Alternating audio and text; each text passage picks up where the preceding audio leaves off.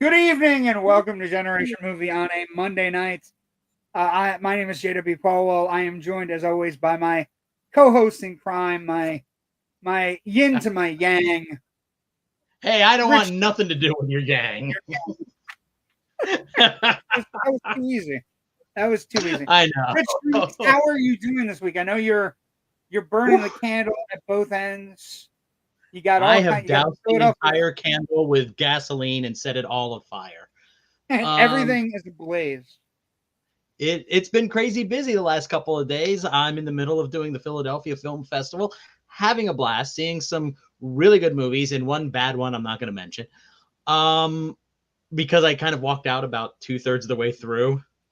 It was late, I was tired, and it was just not hitting me. Oh, you have to mention it now.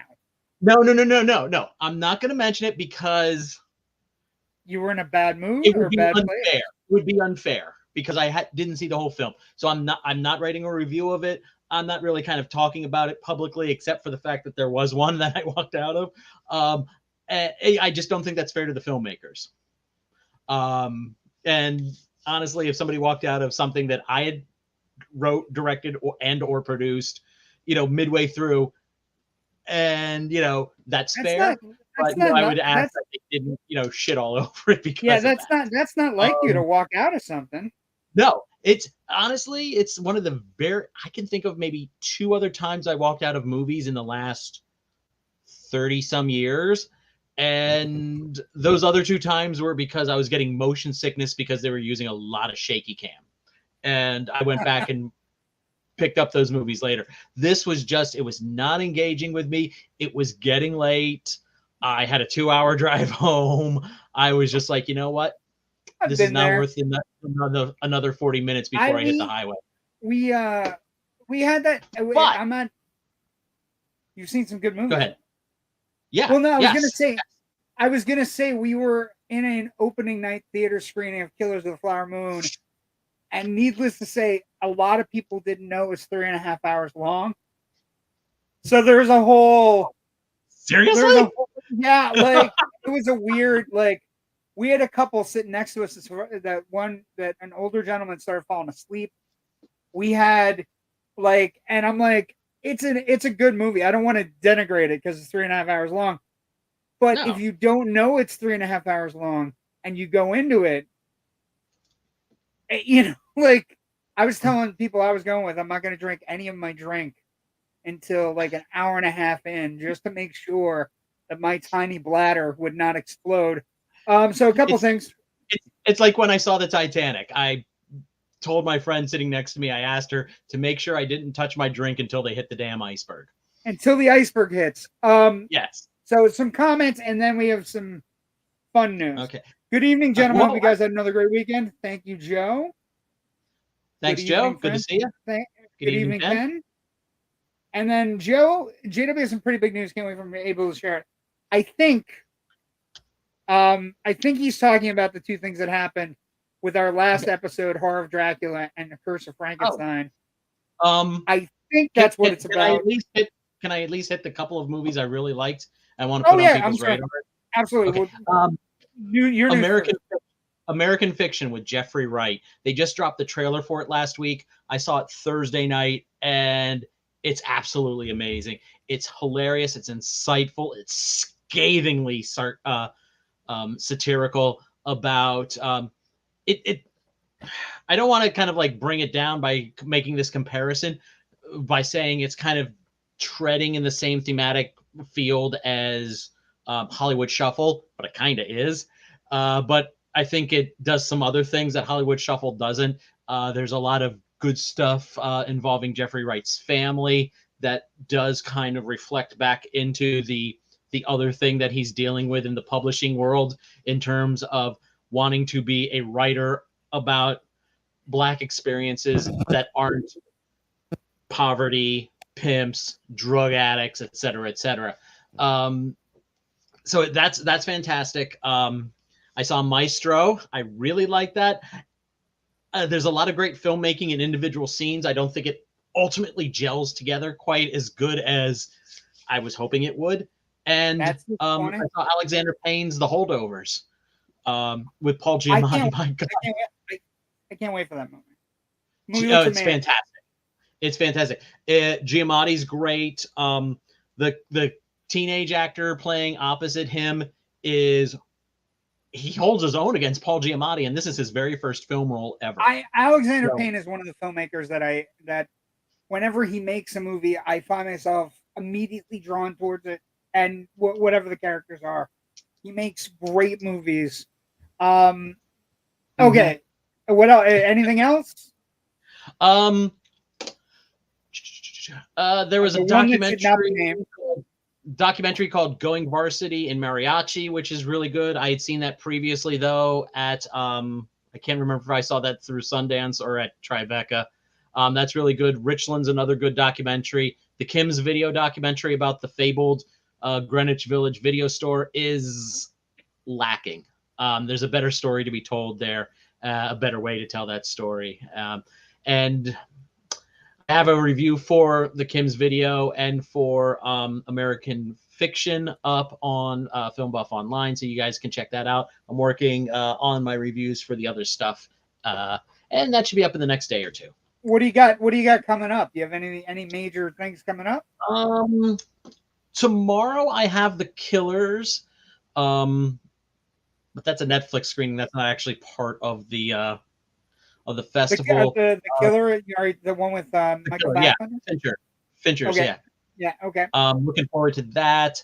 A couple of smaller films, Chestnut, Bad Things Happen in Philadelphia, Four Daughters, which I've been hearing some good things about from some of my colleagues there. So I'm going to be checking that out as well. An animated thing I'm checking out tomorrow called They Shot the Piano Player. I'm just excited to see something animated that's not Disney or Pixar or Illumination. So there you go. So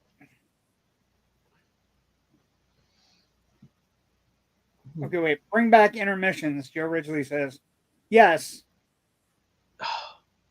You know, it's funny because I see some Bollywood films every now and then, and when they show in India, they have intermissions. You know, some big dramatic moment happens, they freeze frame, and they goes interval underneath, and they have that little bit when you go see the movie here, like, you know, at your local AMC or Cinemark, and 90% of the time they just keep going right into the next, you know, the second half of the movie. The one time they did it when I was there seeing Suryavanshi, which is a cop movie that's part of like an extended cinematic universe of cop movies. They actually had the 10-minute break, and I honestly was shocked. And I turned to the dude next to me. I think intermissions can make a comeback, but I think you're gonna have a real tough time selling them to theaters. Do you know what I mean? Like, theaters are gonna have a real tough time, especially as we get, like, if we're getting the winter months and you have intermissions, it's gonna be real tough to pull that off. Okay. I don't know. So I would sell that to the theater owners by saying, "Here's a second chance to sell people popcorn." maybe I think you need to have like I think you need to make it cool again. Like when we went to see like Lawrence of Arabia or some of the Spartacus, and they did like the full intermission, The big road show. Yeah, the roadshow variety stuff. Okay, so a couple things. We're 9/10 of the way there to a roadshow thing, anyways. We've got large screens, IMAX. We've got reserved seating again. We're all we need for a real roadshow, revival is throw in intermissions. Is the pomp and circumstance. Yeah. The pomp and circumstance of an intermission. Okay, so Joe writes, JW's Friday meeting news. Sorry, I'll behave. Yes, that we'll talk about that. And then Rich, did you see animated Peter and Wolf written in part with Bono? No, I have not. Okay.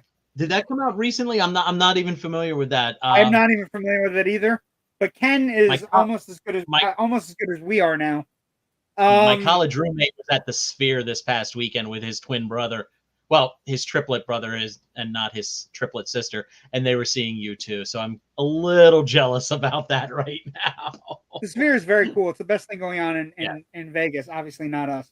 So anyway, so a couple of things, some news for the network and news for the show and news for all of us. A couple good notes and then an interesting little side note. So the last couple of episodes of Generation Movie have been viewed by Hammer Film's Instagram page. So no pressure. No pressure, and they're paying attention, which is going to tie into something we're about to talk about in a moment. Not too embarrassing at all. not embarrassing. Especially since we copied them on. Also, the last couple of episodes have had steady increase in viewership that we're super excited about and super happy about. Very exciting news. And then other news that has become more solidified in the recent weeks. Generation Movie will be on Monday nights. They will continue to be on Monday nights. Everything is great. Starting probably in December, Loud and Nerdy is going to be on Tuesday nights on the Indie Escape Network. That's the big news. So you get my mug 2 nights a week on the Indie Escape Network. And it's been a long time coming, but Loud and Nerdy will become a new show and a new title. But it'll be remarkably similar. But I explained what it was, and we'll talk about it soon. But people will get a kick out of it.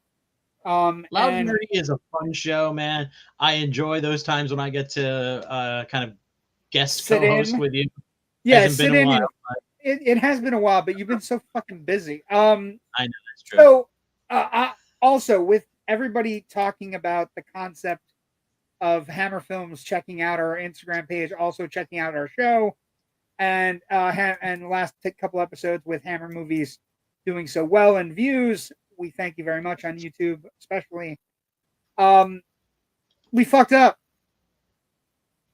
Horror Express. This is a perfect way to say it. Horror Express, while it has Hammer things, theoretically isn't a Hammer film and logistically isn't a Hammer film.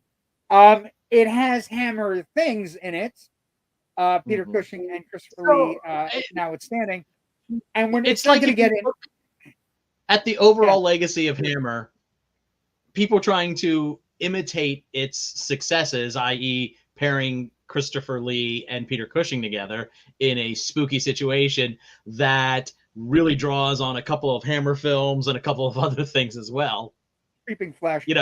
This is kind of a good way maybe to close out our arc of looking at Hammer horror and their influences. Yeah, because they made 22 movies together. This is the 18th and the most widely discussed of the last bunch of films they did together. And while it's not a Hammer film in name, it was included on a list by a major publication. That tricked me. Also tricked me. It's stupid. I'll just say ew and move on. To give you a hint. So we fucked, but that does not change Horror Express. It doesn't change that it's a wonderfully deviant, fun, batshit insane concept. It doesn't change the fact that it's Christopher Lee and Peter Cushing at a moment in their friendship where Christopher Lee really helped Peter Cushing out and made him get out of the house when he didn't really want to. It doesn't change any of that. And it is a movie that has DNA in so many goddamn movies we love. It's kicking through very much like the eye that shows, the Earth from space, because nobody can explain this shit. It also has, a really incredible script, all kinds of cool things. We're going to get to that now. But I just wanted to say we fucked up. We're sorry. But it wasn't cool. And also, it doesn't change the fact that Horror Express, and again, I think Rich and I have different opinions on this. I think it's one of those fun, crazy movies that your dad shows you and that you go back to and you show other people and be like, it's batshit. It's insane. It's crazy. It's choppy. It's made by a guy who made one movie. It's literally, but it has Peter Cushing and Christopher Lee. Not enough of him. Also has Telly Savalas, who just swills out vodka and kind of just yells at everybody. It's one Telly of those. Savalas is in a whole nother movie. They just happen to wander onto this set. I enjoy his appearance is completely crazy, but it's also it also sets up one of the coolest sequences of the movie. His whole balls to the wall thing has to happen, or we don't get the truly insane sequence running through the train at the end of the movie. You need him there to die horribly. Spoiler. So Ken McKernan said, "Yay, woohoo for Joe." Joe said, "Can't wait." I know you can't wait. You've been waiting a long time. And then, oh crap! I tagged Hammer on many posts, laughing my ass off. I don't think it's going to be a problem. I tagged him in my post too. We will call it an honorary Hammer film. Yes, because again, it has a lot of components of Hammer, and it feels like a Hammer film.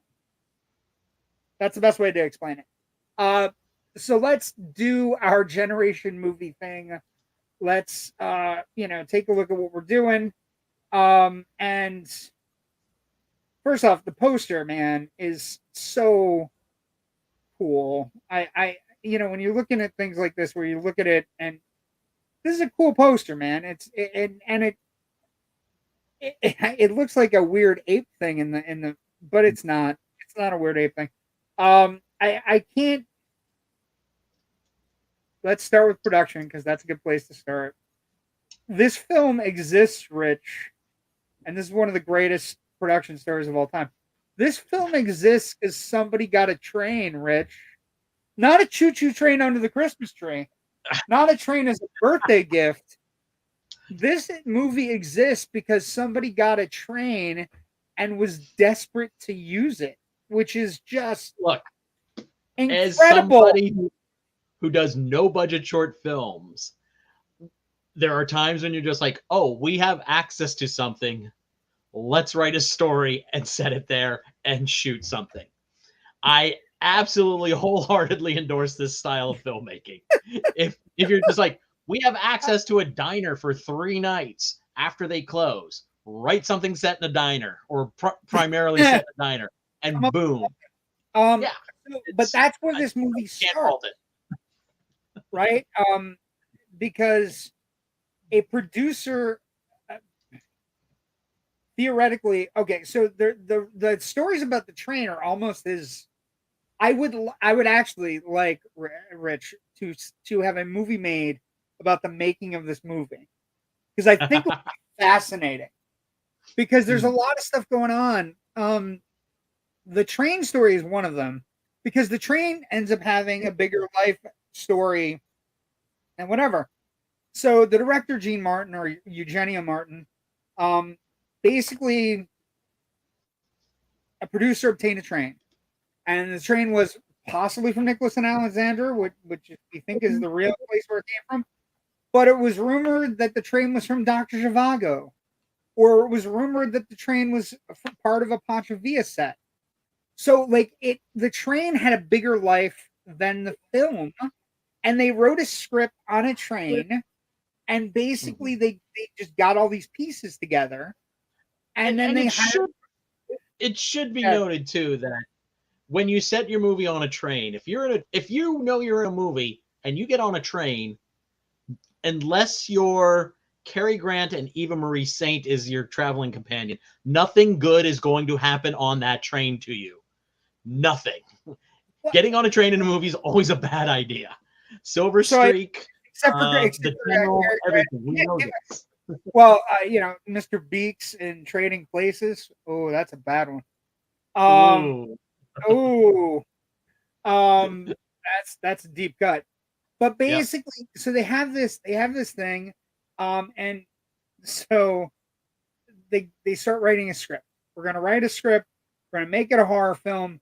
We don't know what we're gonna do, but then they start getting ideas, and one of the ideas they come up with is that maybe we'll hire Christopher Lee. Now, Christopher Lee at that point gets hired, comes on, and one of the coolest friendship things, like if any, like at that point in his life, Peter Cushing's wife had just passed away, and Peter Cushing, I guess, at this point was despondent, as anybody who loses their wife would be, unless you don't like your spouse, which is also possible. But he was despondent. Christopher Lee got him out of the house. Come to this movie with me. We'll have a blast. It'll be me and you. I read the script. It's pretty good. It's based on a novella. It's based on a novella called Who Goes There, which is kind of famous, Rich. And if you I would say it's unofficially based on this on Campbell's novella, simply because money would need to be involved if they actually admitted to it. Yes, I would agree with that. But you do get the distinct impression that somebody read it and that there is connective tissue from the 1951 thing, Howard Hawks thing, this movie, and then the thing in 1981. There is connective tissue to them. And one of the go ahead. At the risk of maybe giving a few spoilers away to anybody who might not have seen this, I would also say this movie's pulling a lot of inspiration from the Quatermass experiment / 20 Million Years to Earth, in terms of some revelations about the evil bad entity that they're dealing with. Throw in a little energy, Murder really. on the Orient Express. Just energy, as well. Shell. So, yeah. But yeah, I mean, but what comes across in the production is, I gotta tell you, it's a razor sharp script. Like, I think I look at it as a horror film. You're putting a bunch of people on a train, and while it is the most obscure group of people I've ever seen on a train in a train movie, like even like a movie like Murder on the Orient Express, with all these different people, they're all very similar, but everybody on this train is different. Like, there's like, in a funny way, it's like it's literally Peter Cushing and Christopher Lee and a circus, and I mean that in the best possible way. They are clearly the ringleaders, but it's just like, there's a cop, there's an inspector, there's a Cossack at some point. There's a Russian, I want to say somebody who went to school with Rasputin. That's what he seems like. We'll get to that in a minute, because I had a feeling about where they could have gone with the end. You mentioned the spy, right? I didn't mention the spy yet. The International Diamond Thief and Spy. And also Peter Cushing and Christopher Lee. Peter Cushing and Christopher Lee are from the same, like, adventurers / scientific guild, but they apparently hate each other. And Christopher Lee's guy that cuts corners, because Peter Cushing's kind of looking at him like, "What's in your fucking box?" Only thing in my box are animals. Yours is alive. No, it's not. Yes, I just heard that box growl. I feel these guys could have been supporting characters in like an H. Rider Haggard, Alan Quatermain novel from the late 1800s. You know, they just kind of had that vibe of arrogant British explorers out doing their arrogant British science thing, and looking down their nose at every other culture. But they're still the heroes for some reason. Well, and they're the heroes because of their biggest stars in the movie. But also, that's one thing. Also, the funniest thing ever, there are lines of dialogue in this movie that are so. The script, I really enjoyed the script. I laughed out loud at 3 or 4 of the reaction shots. There is a, with production wise, the script is just, it draws pieces together from other Hammer films. I don't want to say other Hammer films, but Hammer films. They shoot in Madrid, right? So it's a Spanish production. The budget is only $300,000. And they have three lead actors. They have Telly Savalas, Peter Cushing, and Christopher Lee, all in. Lee and Cushing are in the same movie. Telly Savalas is playing a drunken Cossack captain. That's just he's shacked up with somebody that's on the Trans-Siberian Railroad somewhere, and he's just waiting for the telegraph to come in, and then he just pulls the cover back, and it's Telly Savalas. They shoot in Madrid. And my favorite story about the entire making of the film is basically that Peter Cushing was despondent, and his friend just called him up and said, come, we'll work on it. It'll be fun. And even when he got there, they had a big, huge to do where he basically, I'm not going to do it. I've decided against it. I've read the script. It's not as good as I thought it was. And basically, Christopher Lee talked him into staying. And then they filmed the train scene, the departure sequence in Madrid. But it's supposed to be in China and Russia. Then they do miniature shots and the production. It's all over the place. It's Italian and Spanish films of the period. So basically what you have is sound effects and the voices are dubbed, although in a rare occurrence, Rich, Peter Cushing, Christopher Lee, and Telly Savalas all dubbed their own voices in English. Mm-hmm. So you have sequences where they're talking to somebody and it's clearly Christopher Lee talking. And they're talking to somebody that's like a person in a building or, one of the guys on the train, and their voices are badly dubbed, but it's Christopher Lee talking to him, to the person. And it's just the most surreal, cheap, fun, ridiculous Saturday afternoon movie production-wise. and $300,000 is not a lot of money. And especially if you have 3 major stars, genre stars at the time. I don't know what they made on it, right? But the production goes off without a hitch, though. That's the other thing, because I guess everybody on it is professional. I did see that Telly Savalas got $22,000 for this, so 22 grand. That's almost a tenth of the budget. I know. That's crazy. That's a lot. For that, he got 22. Then Lee and Cushing they had to get 50 or I would 40. I would hope they would have got more, but because Peter Cushing and Christopher Lee are good together. They're good in this movie. Peter Cushing, this movie for me, script wise, has the distinct pleasure of having some of Peter Cushing's best lines of all time. There's a sequence where somebody comes and says, "Oh, you're a doctor. We need help." "Yes, but after dinner."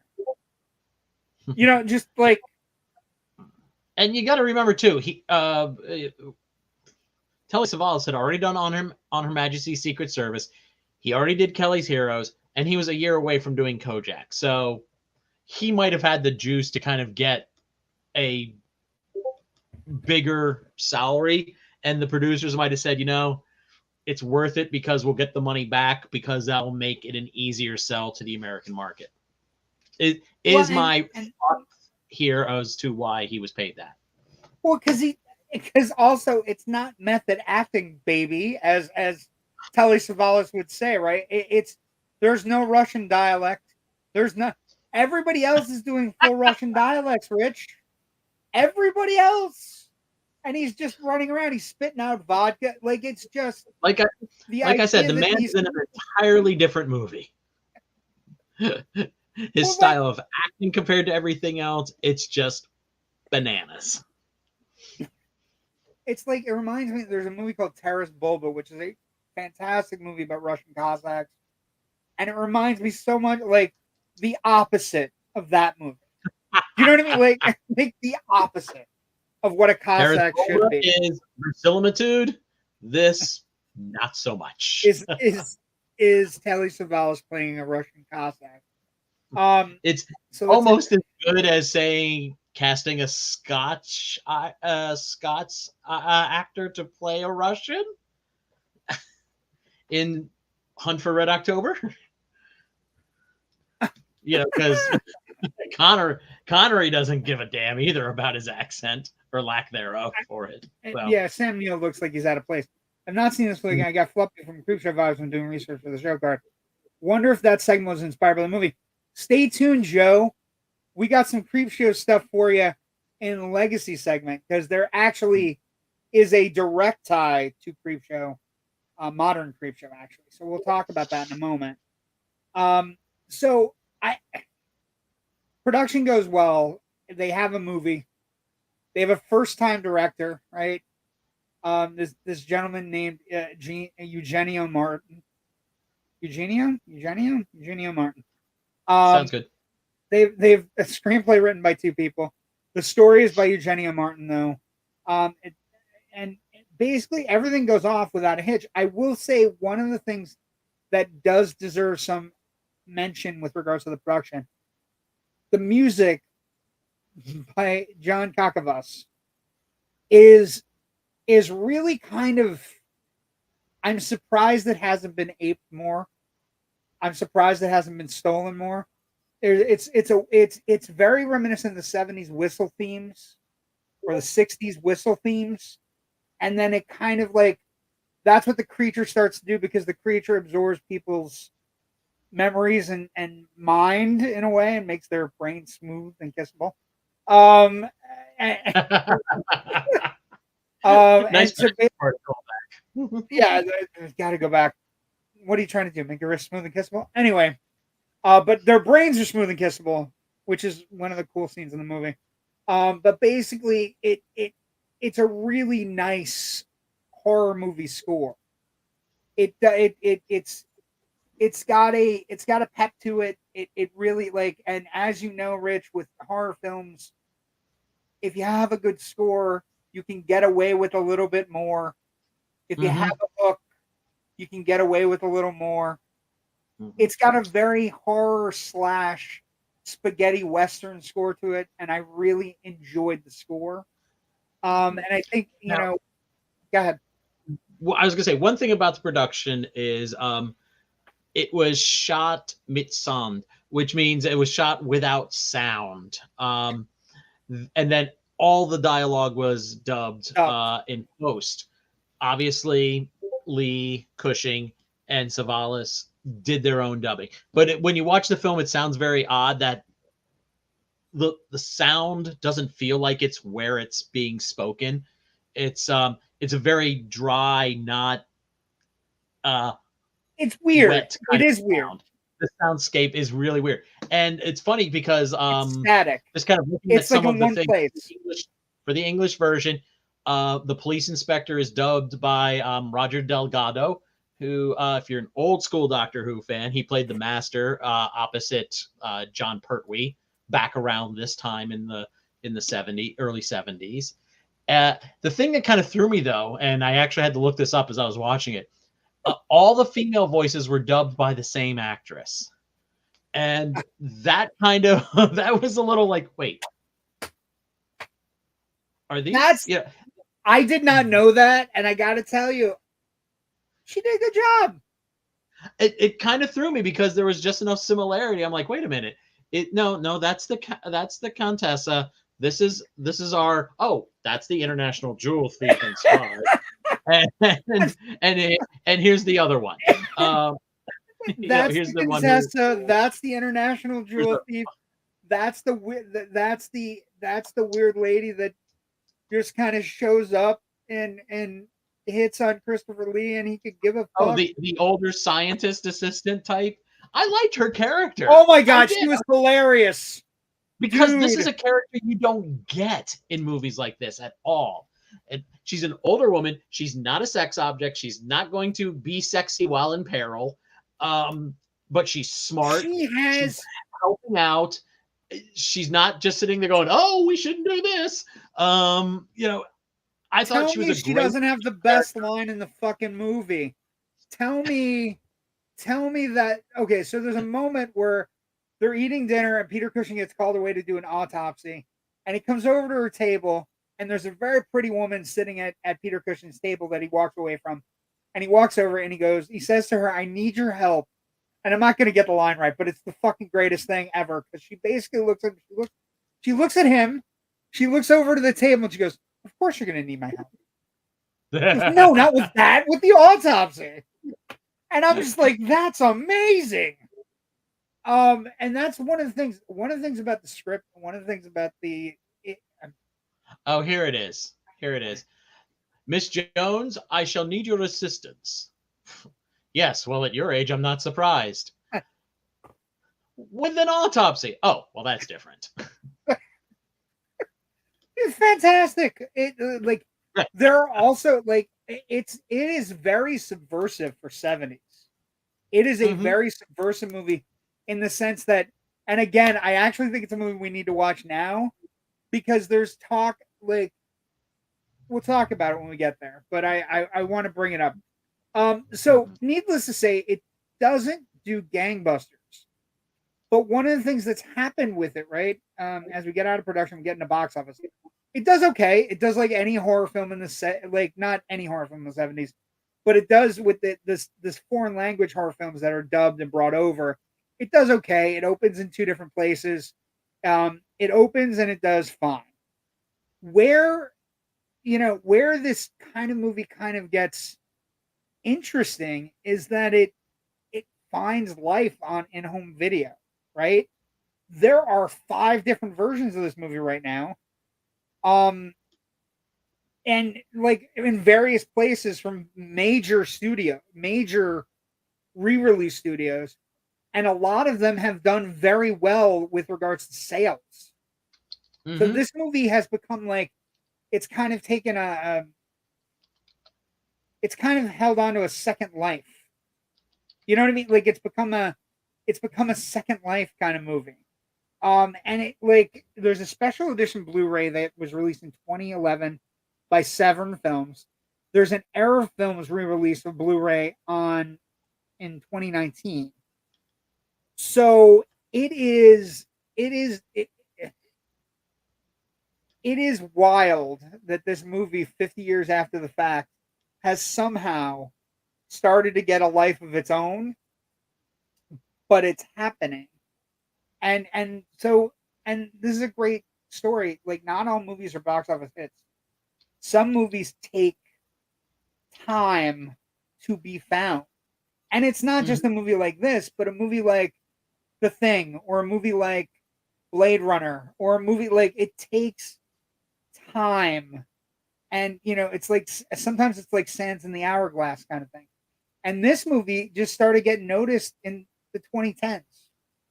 You know what I mean? For being one of the last pairings, the last major pairing of Peter Cushing and Christopher Lee.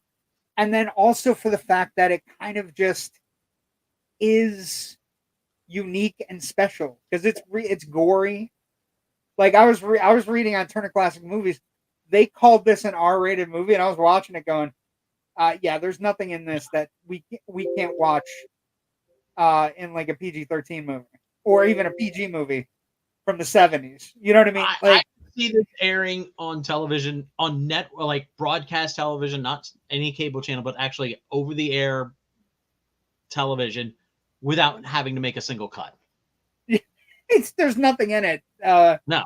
There's thoughts and processes, but there's nothing in it. You know, the gore in the White Eyes is kind of like stark, but it's basic. And so it's a lot like the blood you would see in a spaghetti western, where it's like a brighter red, more vibrant red than reality. Oh, so the White Eyes are amazing. The White Eyes are amazing.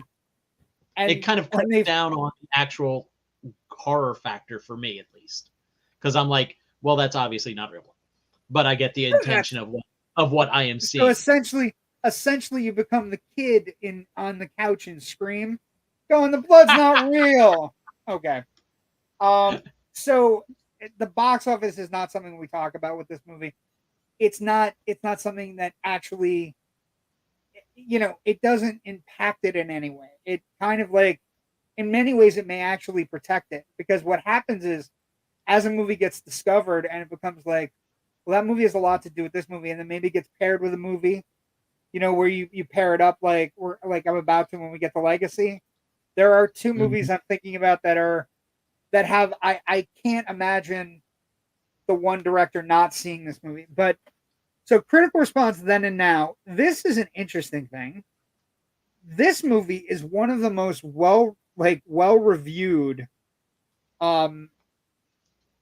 like trashy 70s horror films, right? It is remarkably well represented.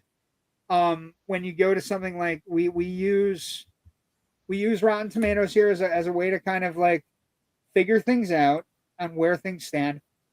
It's sitting at 80% on Rotten Tomatoes. The audience score is 52. I think the audience is wrong, but that's just my opinion, because I think this is one of the movies that you have to embrace.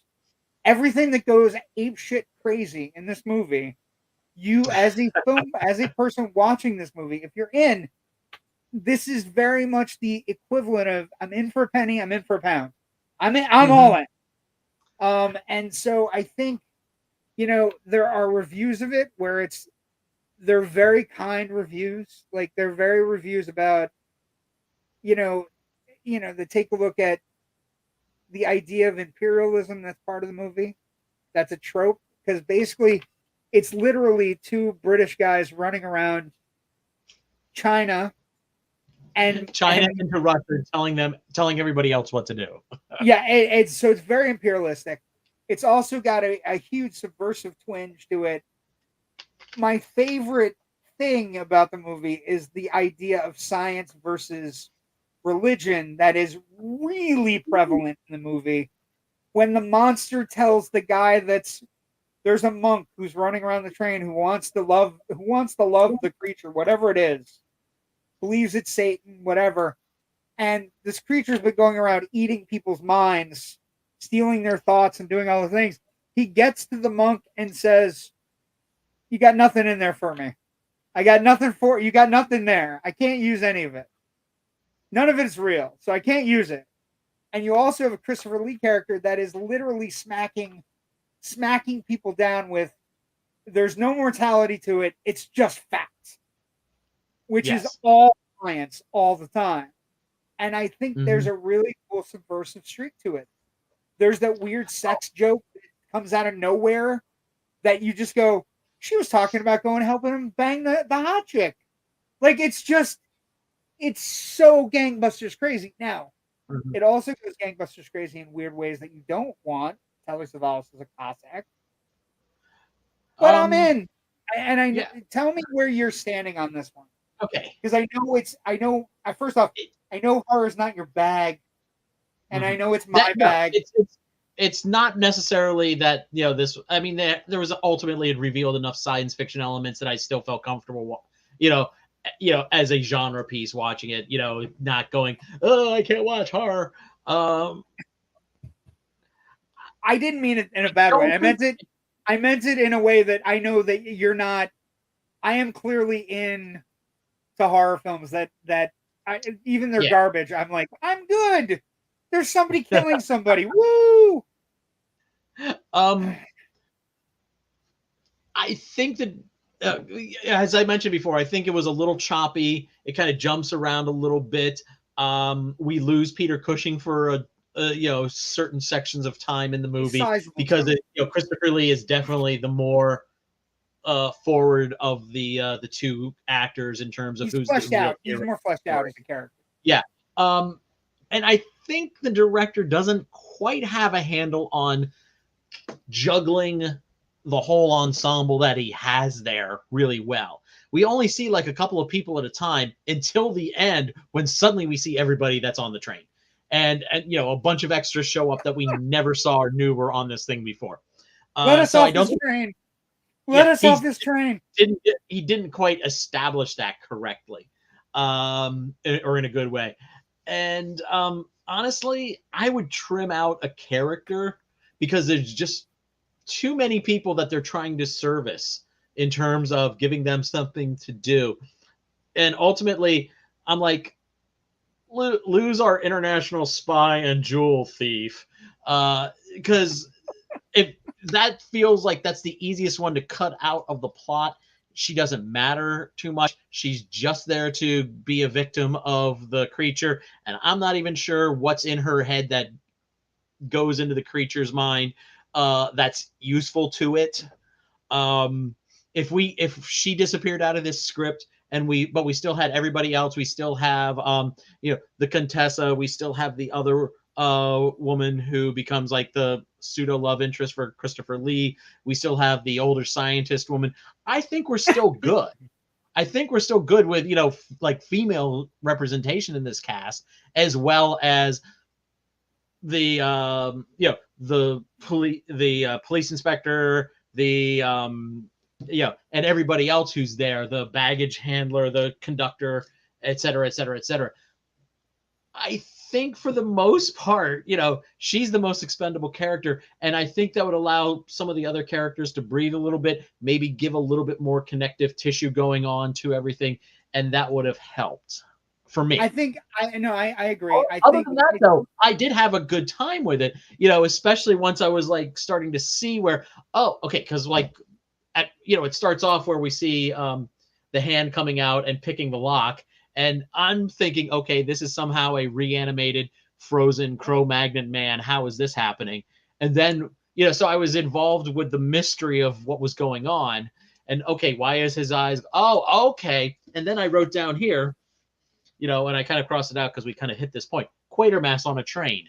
And that's, was my first thought. And, I got into it there, but I still see some structural problems with the film and the filmmaking. Yeah, I would agree with that. It is a little choppy. It is a little choppy. I just think it's one of those movies where you're watching a movie and you're like, the person filming this has no idea what they're doing. And it becomes like the kind of thing like, they just don't know. They just don't know. And so I allowed for the choppiness. I think you're right. We probably could get rid of maybe 2 or 3 characters. Like, I think the Contessa could be traveling with the Mad Monk without the other guy that's in the pink that's kind of like trying to hook her up with somebody. Like, it's weird. It's just weird. But it like one other thing too. I love all the super 1970s, early 1970s fonts that they use, because they use about 3 different fonts in the opening credits. The opening credits are amazing. The opening credits. The train the title, noises, like camera operator in one font, the name of the person in another font. Telly Savalas' name is in its own individual font, and I'm like, this is blowing my mind. I love all these fonts. I'm totally feeling a 70s aesthetic, and then we go to a movie that's set in 1906. Which was a hell of a leg sweep. The fonts also remind me. Of, remember the old timey coming soon. Dun, dun, dun, dun, dun, dun, yeah, where they remind me so much of that. I would also say, like, one of the things that I don't think they explore enough in the script, although I enjoy the script, I really want to know why Christopher Lee and Peter Cushing's characters don't get along. It's like, oh, I'm collecting specimens here too. Hi, how you doing? Yeah, that's great. I'm glad you're collecting specimens here. Why don't you go fuck yourself? Is essentially the subtext to Christopher Lee and Peter Cushing. And we never get a moment where they go like this. I will say it gets fun and completely out of hand in a Dead Alive way, where they're just everything starts to happen at the end of the movie, and they're just like, we gotta finish. How are we gonna finish? We'll just throw the train off a cliff. Fuck it. But also like nothing good ever happens on a train. Those sequences where all the stuff starts, like where the creature finally reveals itself, and then the creature takes over the monk's body and all this other stuff, and then he starts raising the dead on the train, and they're blind, but they're like still working for him. I was blown away by the sheer volume of where we're going with this, because it starts out as a weird ape man thing, and then there's a moment where he is speaking with the alien is speaking through the monk to Christopher Lee, where he talks about how long he had been trapped and left on the earth in the ice. Yes. And no, but even going back to, we were here before, life started, and I existed in like the earliest protozoa. And then, when he talks about that, I was like, oh wow, that's a neat idea. And suddenly you get a little bit of a tinge of like empathy, not maybe sympathy, but at least empathy for the character he's been trapped here. Yeah, he's been trapped here for millions and millions of years. Again, Quatermass, but and it's looking for a way off, and he knows technology isn't enough. It isn't close yet. Yeah, it isn't even close. And honestly, in the back of my mind, I was like, well, are you even sure the rest of your species is still around after millions of years? Out in space. And what's going to happen when you get back there? Go, hey guys, forget something. So it's very much weird that it's ET-ish. It's like ET like getting stuck on our planet. But what I would also say to you, like one of the fascinating things for me is like I did love how whoever's possessed by the character looks like the character, except for his hand. The hand is furry, and he has to put it in his pocket, which is hilarious. It's absolute. It works so well. Sense. It makes no sense, and it's also completely awesome. There's a couple of like things in this movie where they don't even bother to come up with a bullshit scientific explanation, like the whole he can't steal your mind if it's bright. It has to be kind of dim and dark. I'm like, why? Well, that's okay. They mix things up. They mix things up all the time. The first time, okay, so a bunch of people have died in the movie, and they're having fish for dinner.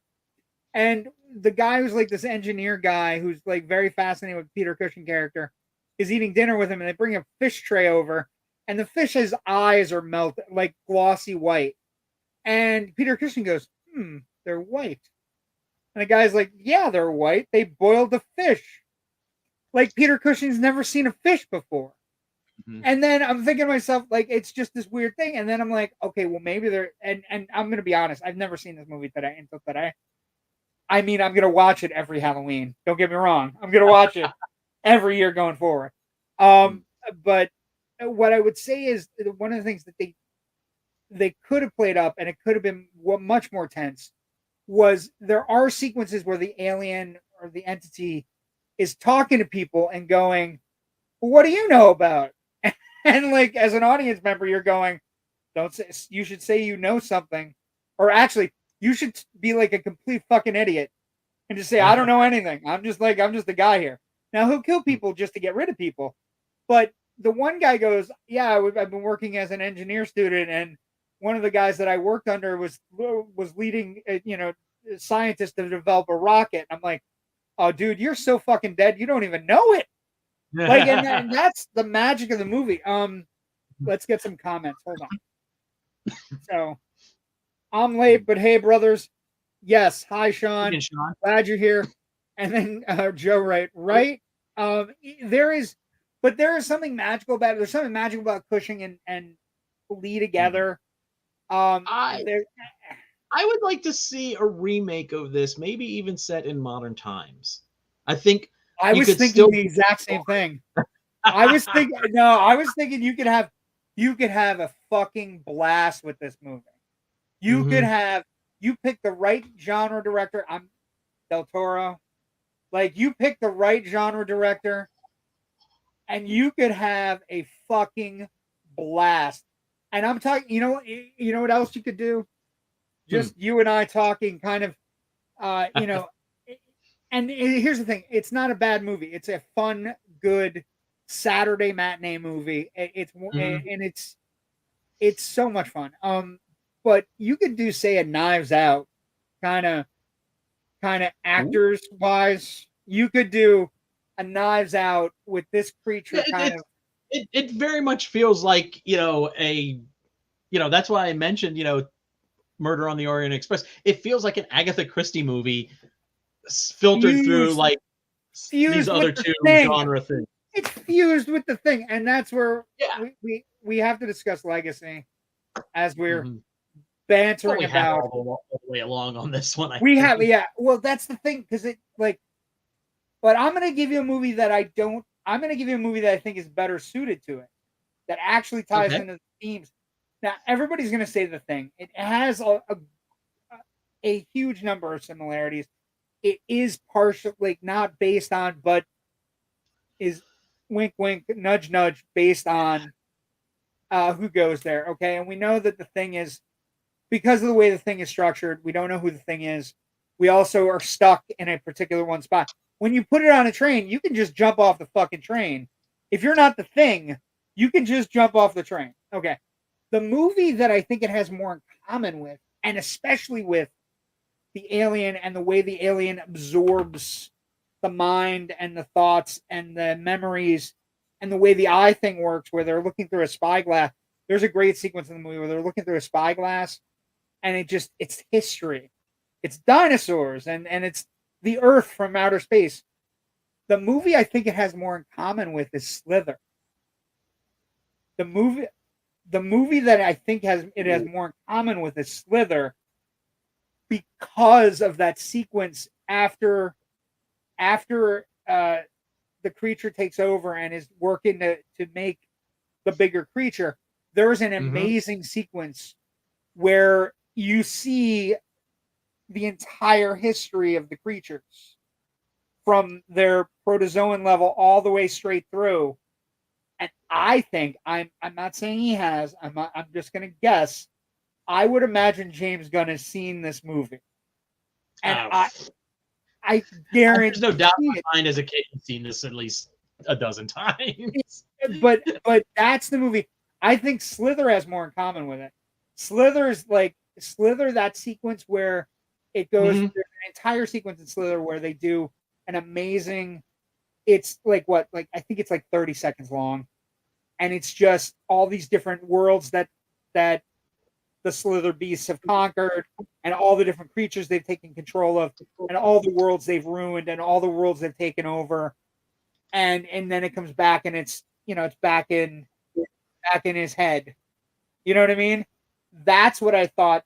That's what I was thinking the most when they were looking at the eye, and when he was like the sequence where Peter Cushing is like, "Oh my God, he's taken the memories and the feelings right out of the brain. It's smooth. It's hilarious. Yeah, it's one of the greatest things I've ever seen in my life. Like a baby's bottom. Like a baby's bottom. That character is my favorite character in the movie. I mean, don't get me wrong. I love Christopher Lee, and I love Peter Cushing, and I love Telly Savalas as a Cossack.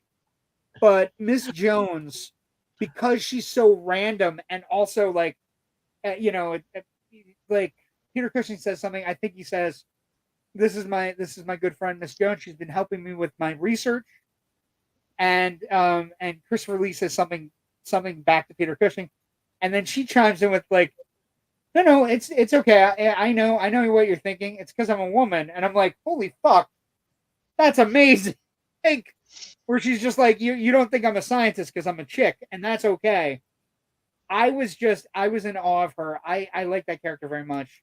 But I think that's the movie that if you want to pair Horror Express up with Slither, that would be a hell of a double feature, and you'd have the same concept with the aliens trying to the history and being able to, basically take over whatever creatures they're in and absorb the humanity out of them. I think is very much reminiscent. Now, don't get me wrong; it has a lot to do with the Thing too, and there's connective tissue from the 51 Hawks Thing to this to 1981 Thing. But Slither was the one I was thinking about the most. Okay. What I guess about that you? just kind of shows you where both our brains are, because you're thinking of Slither while watching this. I was thinking of Quatermass, and the Thing, and I think we both kind of hit on Murder on the Orient Express as well. Well, Agatha Christie. There's a very Agatha because it's British people on a train. It has a very Agatha Christie vibe. Also, Peter Cushing and Christopher Lee are acting so British. Like when they say, like when I did it for my thing tonight, like my monster. Like somebody says, when I think the inspector says, "How do we know you're not the monster?" At that time, the inspector is actually the monster, right? And he's talking to Peter Cushing and Christopher Lee, and he's like, "How do we know you're not the monster?" And he's like, "Monster, sir, we are British, as you know." Like I can be fucking monster. I'm British. I also want to talk about the amazing Legacy franchise. Ask 9/10 of the rest of the world if the Brits are monsters or not. Whoops. Well, they were enough. They were enough for us to go, "Hey, take your shit and go." I do want to talk about a really specific Legacy thing that happened. Ken has a nice point in the comments if we want to hit that real quick first. No, we'll do that first. Hold on. Horror Express is like Leviathan, but underwater. Yes! Very reminiscent of Leviathan. Yes. Leviathan is Leviathan, by the way, I say this with in the summer where all the fucking water movies came out. Leviathan is better than Deep Star 6. Not a terrible thing. Not Leviathan is better. It's got Peter Weller. It's got weird shit going on in the vodka. It's a solid movie. Yeah, look, I could have eaten a bowl of Alphabet cereal and pooped out a better script than Deep Star 6 had, so Oh, Deep Star 6 was so bad. What is it? I don't know. It looks like a crab. Is it a crab? I don't know. Maybe. It could be a crab. Leviathan at least also has the really cool creature that pops out of the water at the end, and Peter Weller kills it by throwing a flare in its mouth. Can't beat that. Can't beat it. Nope. Can't. Nope. That was also the year I learned about the bends. I didn't know what the bends was until that summer, where everything was about we can't go up because we're going to get the bends. We can't go up too fast. See, movies are educational, people. Yes, movies. Together we learn. So I want to talk about a very specific legacy for this movie, though. We were talking earlier about the idea that this movie has become kind of beloved, right? That it in 2011, had a DVD release, Blu-ray release in 2019, and it's kind of gotten into the cycle of cultish. It's very cultish, enough so that when I put it up in groups earlier, somebody was doing dialogue from it. Which, again, but there is an episode of Creepshow season 2, episode 5, Night of the Living Late Show. So Creepshow is on Shudder, the 2021 television show. It's season 2, episode 5, Night of the Living Late Show. The episode has a character named Simon Sherman, played by Justin Long, who, by the way, can I tell you, Justin Long is in like every horror film now? Like every time I turn around, Justin Long is in a lot of horror films, and I'm like, my wife is like, "Why is that?" I'm like, "I don't know. I think he's playing against type." He's coming up in a movie called That's the thing. But eventually he will get typecast. But I'm just saying he's playing against type because he's playing all these bad characters, and then he's in It's a Wonderful Knife, which is coming out anyway. So he's in the show. It's called Night of the Living Late Show. Justin Long plays it, and basically, it's a virtual reality episode where he puts him and his girlfriend into the movie. And it's him and oh God, what's her name? Darcy from The Good Life, or The Good Place, I should say. Oh yeah. Oh, suddenly I'm blanking on the name. I'm blanking on her name. But anyway, it's her and him, and they're both placed in the movie virtual reality. And so the movie has definitely struck a chord. Mm-hmm. And I can't say I wouldn't recommend it to people. If you like a fun, batshit crazy, if this were playing at the background of a Halloween party, and people were drinking and eating Cheetos and whatever kind of like, grape eyeballs out of a thing, and it's just fun. And I would still recommend it, even though I ran off my laundry list of issues with the movie. oh yeah, I think it's a fun concept. You're getting to watch Christopher Lee and Peter Cushing, do their thing, doing together. it really well. Together, doing it much better than this movie really needs them to be doing it. Honestly, well, but that's the great thing about the movie, right? And that's that's a legacy thing we have to talk about. When you're a great actor and you have a great person that you act with on a regular basis, if you show up and just act okay, it's fine. But if you show up and you act amazing, it takes a movie that's junky and makes it really imminently watchable. And that's what this movie is. And you have to have people see this Telly Savalas performance for how unhinged it is versus the rest of the movie. It's you know what the Telly Savalas performance reminds me of, and this is again a thing in the now. It's very, and this people will understand. It's Momoa in Fast X. It's good parallel. I like that. It's Momoa chewing up scenery in Fast X is essentially when Telly Savalas gets on the train and is just yelling at people, calling them peasants, and it's just insane. Insane. I kind of want to see a copy of the script and see, where he might have been veering off. It has to be improv. It has to be improv. The fucking vodka has to be improv.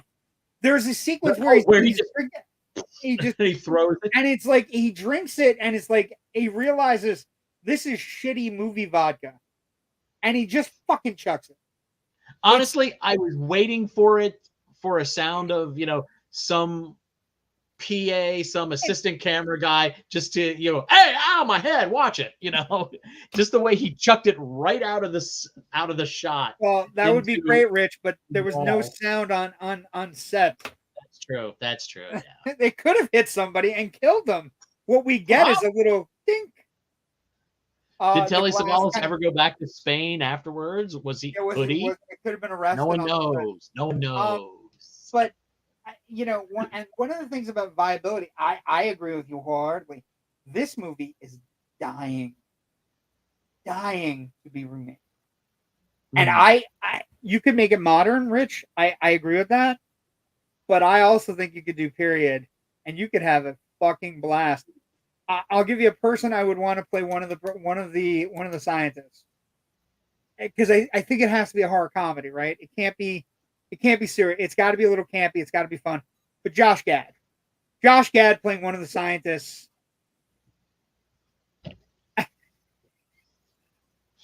That's what I was thinking of. Or do you want somebody super serious? I don't know. I think, do you kind of want to have fun? Yeah, I could see the temptation to want to just play this super straight. And I think you have to approach the material at least semi-seriously. But, still have a little bit of fun with it. If you had a director who could kind of pull Josh Gad back a little bit, because sometimes he's just broad. Well, okay, but he's kind of like Jack Black as well. And I had this conversation with my other podcast co-host Natasha the other day about how broad and big Jack Black can be, oftentimes in movies where he doesn't need to be that big, and you need that director to kind of ratchet him back in.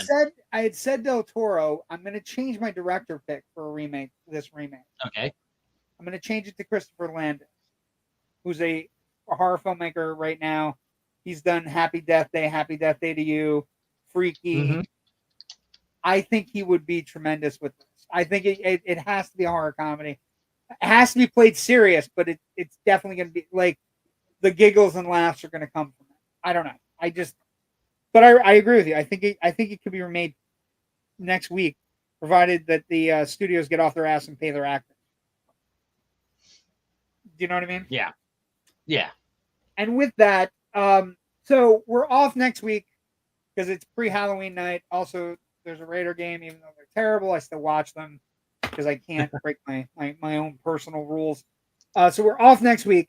We are 95% sure we're going to come back on the 6th and do our last Hammer film, although it would be our last Hammer film because we haven't done a Hammer film this week. Sorry, again, we fucked up. Whoops. But it's Hammer adjacent enough. I think it was lacking an enormous amount of cleavage on display to be a true Hammer film. Yeah, they definitely don't have enough. They definitely don't have enough boobage. Yeah. They definitely don't have enough boobage. Oh wait, okay, so hold on. Joe writes 82 movie Creepshow movie Fluffy. Yes. The creature kind of looks like that. Actually, the creature looks more, to be honest, the creature looks more like the birthday dad in Creepshow 82 if you're going that route. He looks more like the dad that's coming in for his birthday cake. Monday, October 30th, worldwide premiere of Full Moon Fever. Yes, we want to wish David Madison, our other Indie Escape Network co-host, part of the end of the night on Sunday nights, our lead into our Mondays. Like I said, so in 2 weeks, November 6th, we are toying with the idea of doing our last Hammer film. But there is a possibility we will change our minds and we will start in on whatever November and December is going to hold for us. Because as I look down, Rich, at my intricately written out note card, we have 7 shows left in 2023. Mm-hmm. So as 2023 comes to an end, as my 49th year on the planet comes to an end, we have 7 shows left. So we are either going to do on November, and we'll make it a surprise. Mm-hmm. We are either on November 7th, November 6th, I should say, going to do this Legend of the Seven Golden Vampires, or well, I will gladly do this, no problem. Or we're going to launch into whatever we're doing for November and December. True. Which we haven't.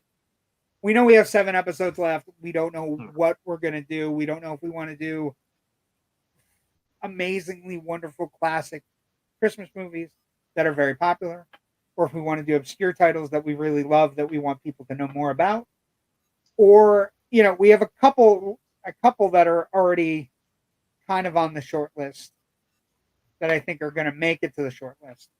But we might, with the help of Joe Ridgely, who is amazing at making things for us, we might put it out in a poll to the Indie Escape Network of what Christmas movies you'd like to see us do, or if they're Thanksgiving themed movies you'd like to see us do. With 7 slots left, we might leave it up to you guys to try to give us an idea of what you want, with 1 or 2 or 3 or 4, 2 picks by me, 2 picks by Rich, and maybe 3 by the audience, provided we don't do the Legend of the Seven Golden Vampires. It would be 7, or it would be 2-2-2. You guys would get to pick 2, Rich would get to pick 2, and I would get to pick 2. Ken is already voting in the comments. I love Ken. Ken does do the vampires. Okay. Scrooge 1970 with Albert Finney. Ooh. Interesting. Interesting. And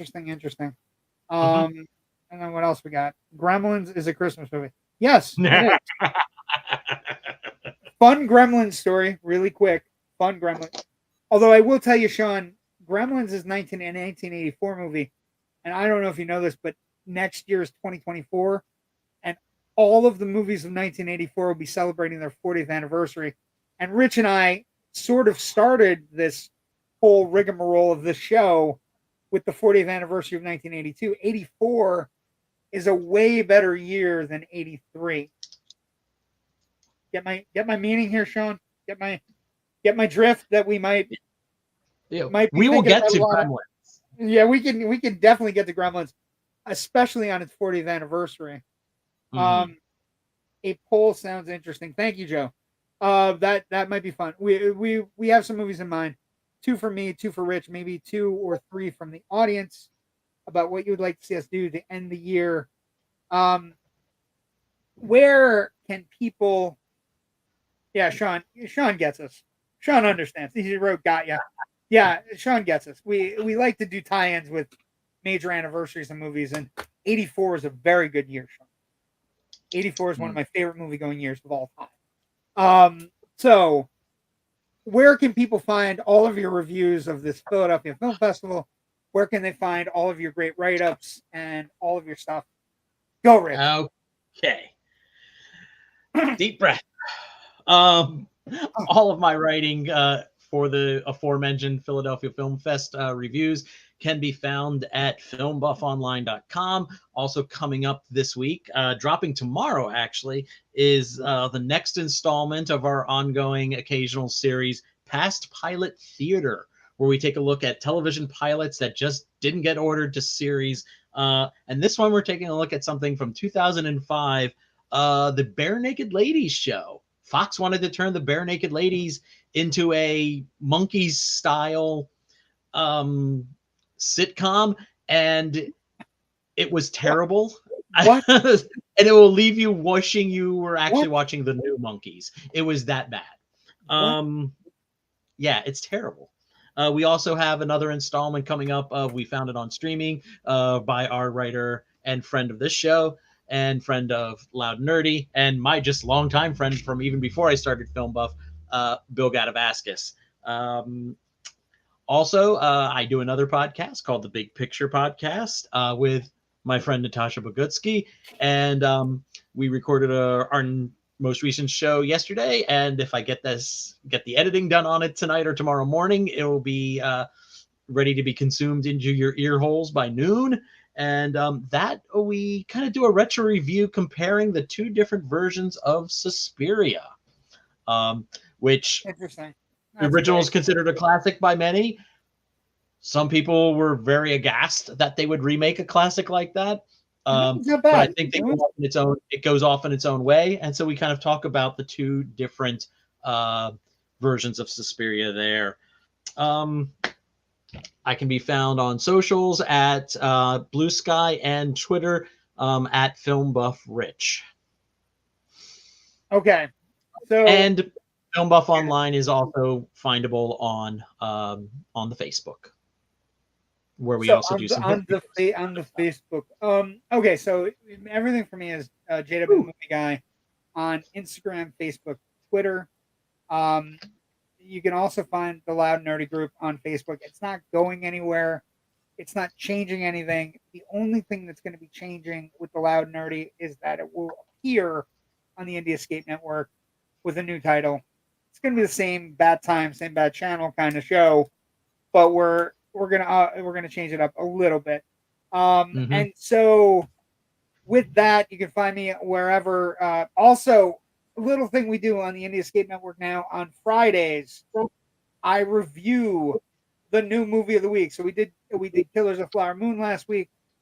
I said I was going to be a 5 to 10 minute review. It ended up being 25 minutes. So whatever the mood takes me. This week on Friday at 5:30 live, I will be doing a review to prepare you for Five Nights at Freddy's, and whether or not the big questions that have to be answered, because we have our own questions in this house that I live in. I have a 5 and a 7-year-old that love the games, that love jump scares, and we have to figure out on Friday whether or not they can watch it over the weekend on Peacock. And so I think a lot of parents are going to be asking the question, on whether or not they can watch this PG-13 rated Blumhouse movie, and not like, I don't think the kids playing the games know exactly what the games are about. So I think that's another thing where it's going to be a very important review if you're a parent wanting to know, if you're 11, if you're 10, 11, 12-year-old kid can go see this movie and not get scarred for life. And so we're going to be talking about Five Nights at Freddy's. It's tracking huge, Rich. The tracking is way more than I was expecting, considering it's premiering on a major streamer the same day. So I will also say, a little bit scary, they've put a film embargo with regards to reviews till 3 a.m. on Friday morning, which is not really a good sign. No. So let's see. Die Hard, is it or not? Love that argument. I've had the argument. I may be over the argument. It is. But yeah. So is Batman Returns, just so we're clear. We had Zach from Gremlins on before. I know. I think he was talking. Wasn't he on talking Waxwork? He was talking Waxwork on that episode.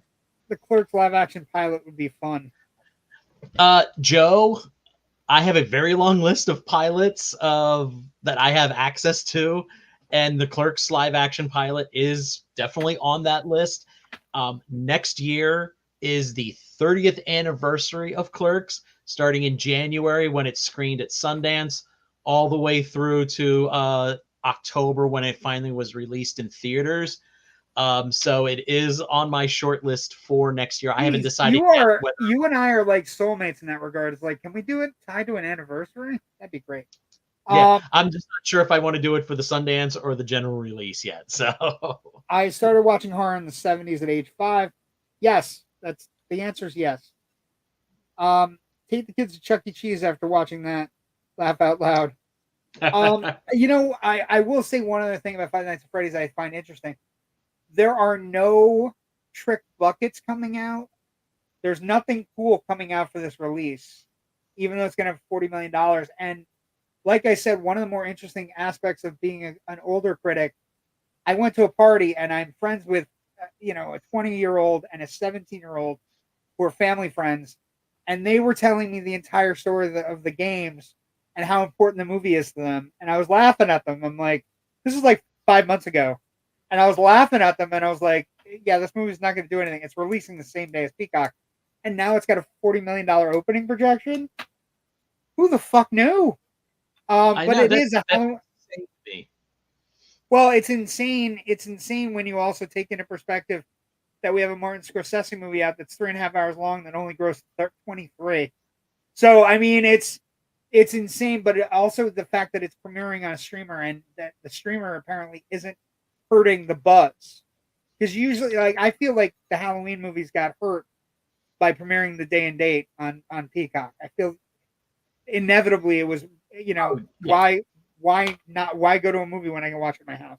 But we will see everybody in 2 weeks. Look for what we're going to do in 2 weeks. I'm not getting that wrong tonight. November 6th, and then the last 7 shows of the year. They get the 6th, the 13th, 20th, 27th, December 4th, December 11th, December 18th, and then Rich and I will be off for 2 weeks celebrating Christmas and also celebrating my 50th birthday. So, thank you for joining us tonight. We'll see everybody in 2 weeks. I almost got it wrong. And thank you for watching. And you owe it yourself. You have to watch Horror Express at some point in your life. You have to. It just. Yes, it's available on Amazon to rent for $2. It's available everywhere, and you can stream it on YouTube and all kinds of places. But you can pay the money so that whoever is still getting residuals gets it. Have a great night. We'll see everybody next week. Stay out of trouble. Bye. Thanks.